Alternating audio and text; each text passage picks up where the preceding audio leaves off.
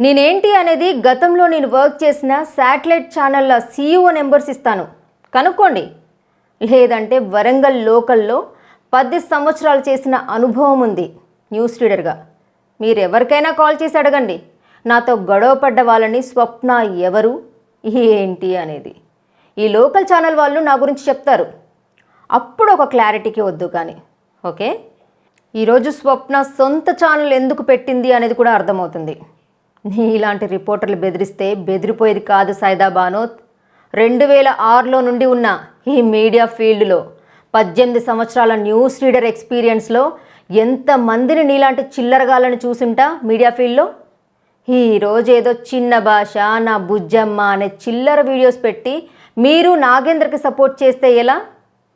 పాపం పేదవాళ్ళు ఇల్లు కట్టుకుంటుంటే ఇసుక దగ్గర లంచాలు తీసుకుంటావని నిజంగా మొగాడివే అయితే కాంట్రాక్టర్ దగ్గర తీసుకోవాలి అని ఆ హైకోర్టు అడ్వకేట్ సార్ చెప్పారు. చిల్లర వీడియోస్ మీరు చేస్తూ పేద ప్రజల దగ్గర చిల్లర తీసుకొని మీరే ఒక రిపోర్టర్ అయితే, రూపాయి కూడా తీసుకోకుండా అన్ని క్వాలిఫికేషన్స్తో పర్మిషన్స్తో ఛానల్ పెట్టుకున్నా మరి నేనేంటి? రామాయణం మహాభారతం నా పిల్లలకు చూపిస్తూ చూడడం వరకే కాదు జీవితంలో ఆచరించాలి అనే పదే పదే చెప్తూ ధర్మో రక్షతి రక్షితః అని నా పిల్లలకు బోధిస్తూ ఒక్క రూపాయి కూడా సక్కు దగ్గర తీసుకోకుండా ఇన్ని వీడియోస్ పెడుతూ న్యాయం తరపున నిలబడే నాకెంత ఉండాలి బ్రదర్? నీలాంటి వాళ్ళే కొందరి దగ్గర చిల్లర తీసుకుంటూ టీల కోసమని, బిర్యానీల కోసమని, బీర్ల కోసమని తప్పును ఒప్పుగా చూపిస్తూ ఒప్పును తప్పుగా చూపించే నీలాంటి నీచాతి నీచమైన రిపోర్టర్లు ఉన్నంతకాలం ఈరోజు జనం కోసం నిజాయితీగా పనిచేసే కొందరు జర్నలిస్టులకి వాల్యూ లేకుండా పోయింది. కొందరు జర్నలిస్టులేమో లంచాలు తీసుకొని బిల్డింగ్స్ మీద బిల్డింగ్స్ కడతారు. కొందరు జర్నలిస్టులకు ఇంట్లో పచ్చడి మెతుకులే గతి. ఎందుకీ వ్యత్యాసం?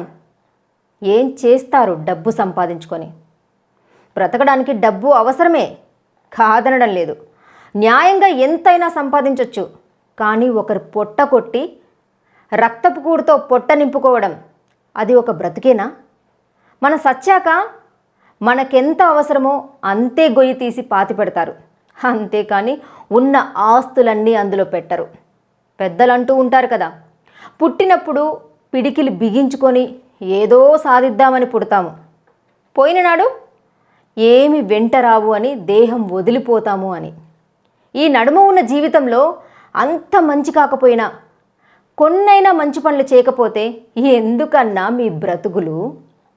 చిల్లరగా చిన్న భాష పెద్ద భాష అనుకుంటూ ఇకనైనా చిల్లర వీడియోస్ బంద్ పెట్టు. అలా కాదు కూడదు అని నువ్వు ఆడనో మొగనో నాకు తెలియదు అని తేడాగా మాట్లాడావంటే వింటున్నావా?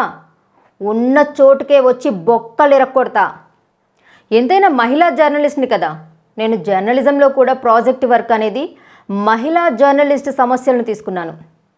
అదే working women journalist opportunities and challenges in field level.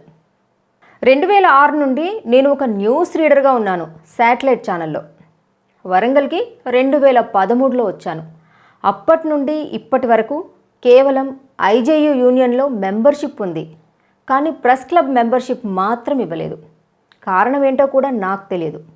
కనీసం ఈ వచ్చేటువంటి ఎన్నికల్లో అయినా నిజంగా పనిచేసేటువంటి జర్నలిస్టులు ఎవరైతే ఉన్నారో వారిని గుర్తిస్తారని, అతి తక్కువగా మహిళా జర్నలిస్టులు ఉన్న ఈ మీడియా ఫీల్డ్లో ఎవరు వర్క్ చేస్తున్నారు, ఎవరు డబ్బులిచ్చి అక్రిడేషన్స్ కొనుక్కుంటున్నారు అనే దానిపై దృష్టి పెట్టి నిజంగా పనిచేసే జర్నలిస్టులకి న్యాయం చేస్తారని, అన్యాయంగా అడ్డదారులు తొక్కుతూ 10వ తరగతి కూడా పాస్ అవ్వకుండా అక్షరం ముక్క రానటువంటి సైదా లాంటి చిల్లరగాళ్ళకి ప్రెస్ క్లబ్లో మెంబర్షిప్ ఇవ్వొద్దని, నీచులను ప్రోత్సహించొద్దని ప్రతి ఒక్క సీనియర్ జర్నలిస్ట్ని రిక్వెస్ట్ చేస్తున్నా. లేదు కాదు కూడదు అని ఇలాంటి చిల్లరగాళ్ళని, సైదా లాంటి చిల్లరగాళ్ళని చుట్టమనో అల్లుడనో బావ అనో లేదా డబ్బులు ఇచ్చాడనో వాళ్ళని ప్రోత్సహిస్తాము అంటే రేపు న్యాయం కోసం కోర్టు మెట్లు ఎక్కడానికి కూడా వెనకడుగు వేయను. ఎందుకంటే పాత్రికేయ వృత్తి అంటే ప్రశ్నించే తత్వమే కదా. కేవలం నా కోసం కాదు, ఫ్యూచర్లో జర్నలిజం చేయాలి అనుకునేటువంటి మహిళల కోసం, సాయిదా లాంటి వాళ్ళని చూసి అక్కడే ఆగిపోకుండా ఉండడం కోసం, ఒక మహిళా జర్నలిస్ట్గా కేవలం మహిళల తరపునే కాకుండా అన్యాయం జరిగిన ఎవరి పక్షానైనా నిష్పక్షపాతంగా నిలబడతాను అని నా GTV-TS గంగా ప్రవాహం మీద ప్రమాణం చేసి చెప్తున్నా. ఈ వీడియో కనుక మీకు నచ్చినట్లయితే లైక్ చేయండి, షేర్ చేయండి, సబ్స్క్రైబ్ చేయడం మర్చిపోకండి.